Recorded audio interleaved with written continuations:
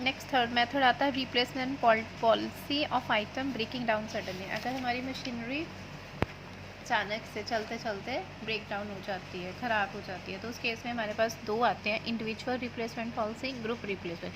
कि आपने individually machine को रिप्लेस करना है या फिर ग्रुप ऑफ मशीनरी को हमने रिप्लेस करना है। ठीक है, इसमें हम करते हैं स्टार्ट।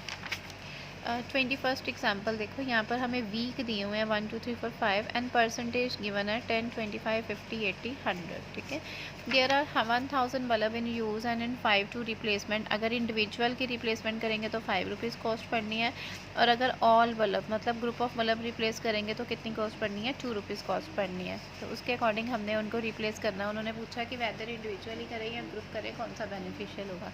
पहले हम इंडिविजुअली निकालेंगे। ठीक है, इंडिविजुअली जब हमने निकालनी है पहले तो बच्चे हम प्रोबेबिलिटी हमें चाहिए होती है। यहाँ पे ना हमें सब में कई बार प्रोबेबिलिटी गिवन होती है, अगर प्रोबेबिलिटी गिवन हो तो हमने वैसे ही लेनी है, बट यहाँ पे प्रोबेबिलिटी नहीं दी है, यहाँ पे परसेंटेज दी हुई है। ठीक है, तो इसको हमने प्रोबेबिलिटी में फिर कन्वर्ट करना होता है।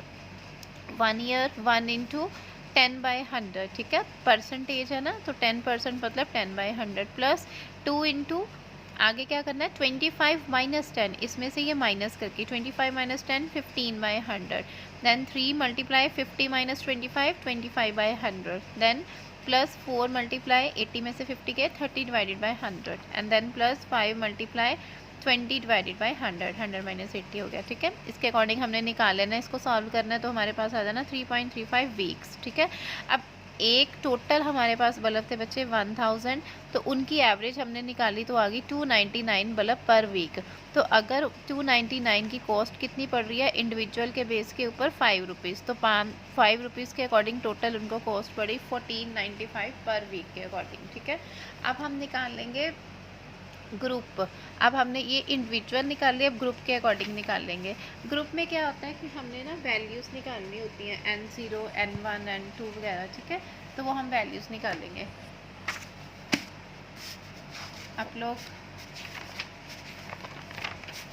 जैसे ये मैं आपको करके दिखाती हूँ, मतलब पहले इस चीज़ को आपने ध्यान से देख लेना, उसके अकॉर्डिंग निकाल लेंगे। जैसे N1 निकालना है, N1 हम कैसे निकाल लेंगे, अपना N1 निकलेगा N0 P1। ठीक है, फिर N2 निकाल लेंगे। पहले आपने ये सारी ले लेनी, 5 सालों का है ना, तो 5 इयर्स के लिए N0 P2, N0 ही रहना है, P की वैल्यूज़ चेंज करते रहना है। N3 कैसे आ जाएगा N0 P3, पहले चाहे ऐसे लिख लिया करो, आपको ईजी टफ नहीं लगेगा। फिर N4 निकालेंगे N0 P4। देन N5 तक निकालना है, क्योंकि हमारे पास नंबर ऑफ उन्होंने बोला ईयर्स 5 ईयर्स दिए हुए हैं। तो N0 0 की वैल्यू नहीं चेंज करनी, P की चेंज करनी। ठीक है, फिर पहले में तो कुछ नहीं आएगा, प्लस सेकंड में N0 के बाद अब बच्चे आ जाएगा N1 और P1 हमने यहाँ से स्टार्ट करना है। ठीक है, फिर अगले में N1 की जगह क्या आ जाएगा N1 पहले N0 रहा था, सिर्फ P की वैल्यू, अब N1 वैसे ही रहना, P2 आ जाएगा। ठीक है, फिर अगला N1 वैसे ही रहना, P3 आ जाएगा। देन नेक्स्ट N1 ऐसे ही रहना, P4 आ जाएगा। ठीक है, उसके बाद फिर यहाँ पे तो कुछ नहीं आएगा। नेक्स्ट मतलब एक एक छोड़ के, पहले में कुछ नहीं था, अगले में हमने P1 की वैल्यू आई, अब उसके नेक्स्ट में आएगी, क्या आएगी हमारे पास यहाँ पर आएगी N1 वाली वैल्यूज़ होगी। अब क्या आ जाएंगी N2 P1 यहाँ से शुरू करना है, N2 वैसे ही रहना है, P2 प्लस N2 P3। ठीक है, उसके बाद हमारे पास यहाँ भी हो गया। अब हम N4 में लेंगे, 2 के बाद आ गया N3 P1 plus N3 P2 और लास्ट में N4 प्लस P1।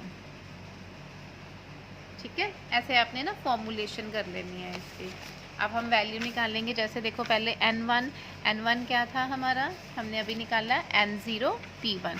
तो N0 बच्चे हमारे पास बल्ब कितने हैं 1000, और फर्स्ट प्रोबेबिलिटी क्या थी 10/100, तो वो 100 आ गया। सेकंड N2 निकालना है, N2 कैसे निकलना है N0 P2, यही निकालना ना N0 P2। N0 तो 1000 है, P2 प्रोबेबिलिटी सेकंड क्या है बच्चे 25 माइनस 10, तो 15 आ गई।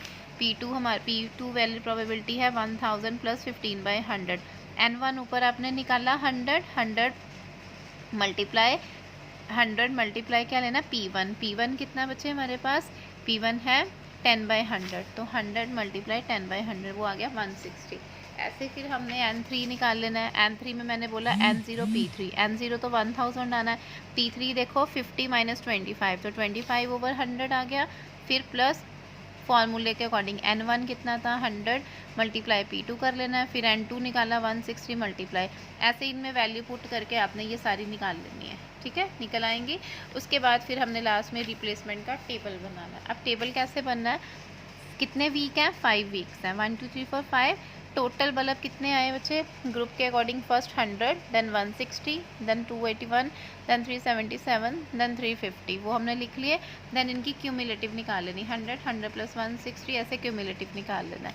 उसके बाद उन्होंने बोला कि अगर हम इंडिविजुअल को करेंगे रिप्लेस तो 5 रुपीज़ कॉस्ट पड़नी, तो ये सारी क्यूमुलेटिव को हमने 5 के साथ मल्टीप्लाई कर देना, तो ये इंडिविजुअल के अकॉर्डिंग कॉस्ट आ जाएगी।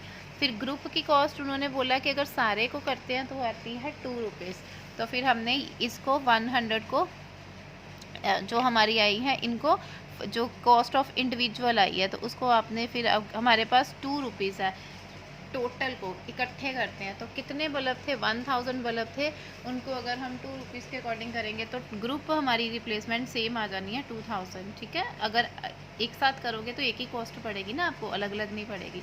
टोटल कॉस्ट आ गई, इन दोनों को टोटल कर लो, इंडिविजुअल प्लस ग्रुप को। देन एवरेज आपको पता ही है जितना आया उसको नंबर ऑफ वीक के साथ डिवाइड। अब देखो अगर 3 इयर्स के एंड के बाद करना शुरू करोगे तो उसके बाद इंक्रीज़ होनी शुरू हो जाती है, तो इट मीन्स रिप्लेस कब करोगे आप, 3 जो है वो वीक के बाद। बट अगर इंडिविजुअल रिप्लेसमेंट हम करें तो वहाँ पे 1495 हमें पर वीक पड़ रहा है, यहाँ पे कितनी कॉस्ट पड़ रही है 1568। तो बेटर क्या है कि हम इंडिविजुअली उनको बल्ब्स को क्या करें, रिप्लेस करें as compare to the group, ठीक है। ये होती है individual and group policy. Next हम एक और हम करते हैं 22nd, इसमें भी सारी इन्फॉर्मेशन गिवन है। अब इसमें बच्चे देखो प्रोबेबिलिटी गिवन है ना, मैंने आपको बोला था कुछ सम में प्रोबेबिलिटी गिवन, पिछले सम में प्रोबेबिलिटी की जगह परसेंटेज गिवन थी, तो हमने इसमें से माइनस कर करके अपनी प्रोबेबिलिटी निकाल दी। अब सीधी यहाँ पे प्रोबेबिलिटी है तो कुछ करने की ज़रूरत नहीं है, पहले इंडिविजुअल निकाल लो, कितने ईयर है 6 है, प्रोबेबिलिटी गिवन है, सीधी हमने वैसे ही ले लेनी है, माइनस करने की ज़रूरत नहीं है क्योंकि ऑलरेडी प्रोबेबिलिटी गिवन है। तो उसके बाद इन दोनों को मल्टीप्लाई करके टोटल आ गई 4.71, तो टोटल थे हमारे कितने 400 स्मॉल स्प्रिंकल थे, तो 400 डिवाइडेड बाय एवरेज निकाल ली। तो और उनकी कॉस्ट उन्होंने बोला कितनी पड़ रही है, इंडिविजुअल की कॉस्ट बच्चे पड़ रही है 225, तो इसको 225 के साथ ये इंडिविजुअल कॉस्ट आ गई। नाउ ग्रुप के अकॉर्डिंग कर लो वही फॉर्मूलेशन, N0 P1, फिर N0 P2, N1 P1, N0 P3, इधर से P3, इधर N1 P2, फिर N2 P1, ऐसे हमने फॉर्मूलेशन कर लेनी, उसमें वैल्यू फिल कर लेनी, वैल्यू आपको पता लग ही गई है, ये P1 P2 की वैल्यू आ रही है और इधर से N1 जो निकली जा रहा है उनकी N1 N2 की वैल्यू ऐड कर देनी, ये आ जाएगा। उसके बाद फिर हमने टेबल बना लेना ऐसे ही, नंबर ऑफ स्प्रिंकल फेल्ड कितने आया यहाँ पर 20, 21, फिर 42, ठीक है 181, क्यूमुलेटिव निकाल लिया। इंडिविजुअल रिप्लेसमेंट कितनी पड़ी है, इंडिविजुअली हमें कॉस्ट पड़ रही है उन्होंने बोला 225, तो इट मीन्स इसको 225 के साथ क्या कर लेंगे मल्टीप्लाई। और अगर उन्होंने बोला ग्रुप को रिप्लेस करते हैं तो कॉस्ट पड़ती है 75, तो 75 को 45 इसके साथ हम मल्टीप्लाई करेंगे तो वो आ जाना बच्चे हमारे पास 30,000, तो ये पूरी कॉस्ट आ गई 4500 मल्टीप्लाई 75 करोगे तो 30,000, ये हमारी पूरी कॉस्ट हमें पड़नी है 30,000 की, तो वो 30,000 आ गया। उसके बाद टोटल कॉस्ट निकाल लेनी है, एवरेज निकाल लेनी है, तो कौन सा बेटर लग रहा है, इंडिविजुअल की कॉस्ट आ रही 1897, यहाँ पर आ रही है 14, तो इट मीन्स ग्रुप वाली हमारे पास ज़्यादा बेटर रहेगी।